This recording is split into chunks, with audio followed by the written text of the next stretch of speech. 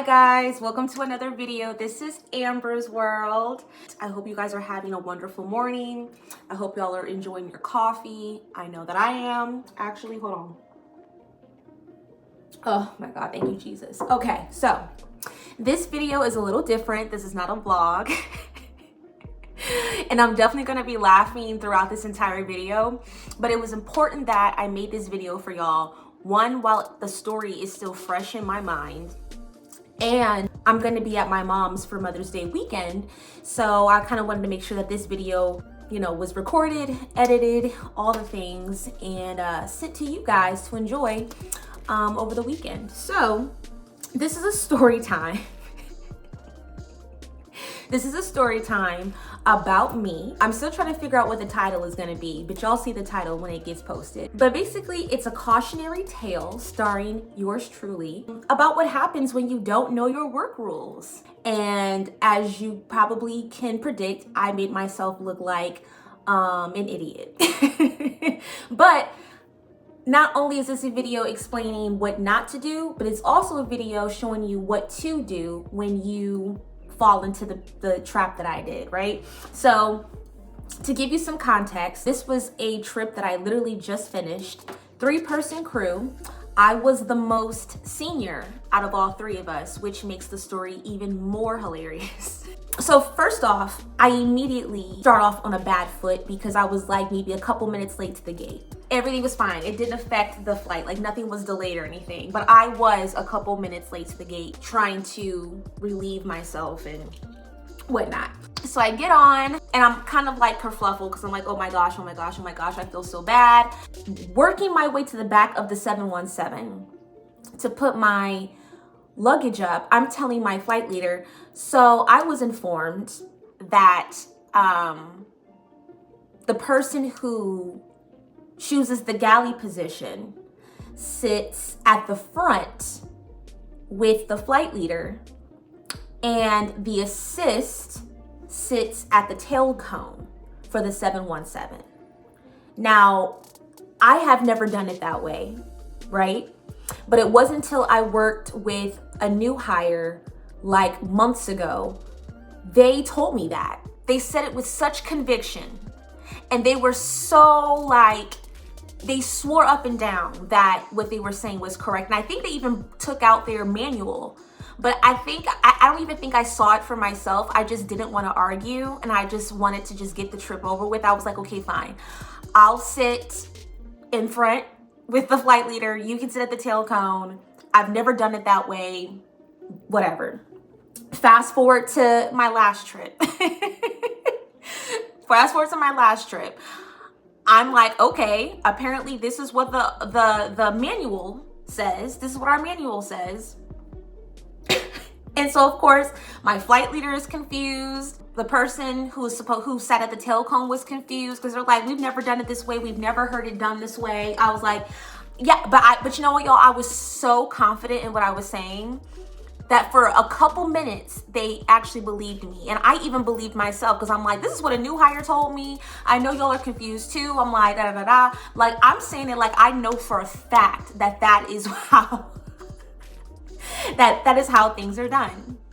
So, oh goodness gracious. So I'm like, maybe I am wrong. So we're all checking our manuals all together because they can't believe it. And I low-key, I'm like doubting my own self. I'm like, oh my gosh, did I just make myself look like a fool? Sure enough, I did. What I said wasn't accurate. And so not only am I the late flight attendant, but I'm also the flight attendant that tried to like literally like shove a rule that wasn't really a rule down everyone's throat and trying to be a know-it-all. And I was dead wrong. So it was just like, woo! We finished boarding and I knew I needed to apologize. And this is where you guys, those who are watching, those who are flight attendants, those who want to be flight attendants, this is how you use communication to take what would be a awkward or uncomfortable work environment into one that ends very positive and something that the whole crew can laugh at. Because after boarding, I went up towards the front And I went directly to my flight leader and apologized, one, for being late to the gate, even if it was by a couple minutes, and then apologized for trying to flex a rule that wasn't even a rule because, I clearly didn't know my work rules the way that I should have, right? And so I ended up making myself look like an idiot and causing confusion amongst the crew. So I apologized for that as well and assured him that, I'm not a problem child. The last trip I worked, a flight attendant brought this rule that wasn't really a rule to my attention. And I didn't even check up to see if that was correct. Maybe it did say that and it was updated and I didn't see it. So the blame was still on me. It wasn't on the flight attendant that I worked with who told me the inaccurate information. The blame was on me because I didn't do my diligence and double check my manual to know, okay, this is what I was told last time, but let me see if this is actually accurate before I come on here and say something that I know is going to cause confusion. My flight leader, of course, he was so gracious, accepted my apology. Sometimes you're going to be that flight attendant who's late to the gate. Sometimes you're going to be that flight attendant who thought something was done one way, but it's really done another way. So you just communicate to your crew where your mind was at and where your heart was at. And I promise you, what would be them assuming that you are just a problematic flight attendant, they'll realize, okay, you know what, this could happen to anybody, and they clearly are sincere about it. This is just, an L that they took, and they,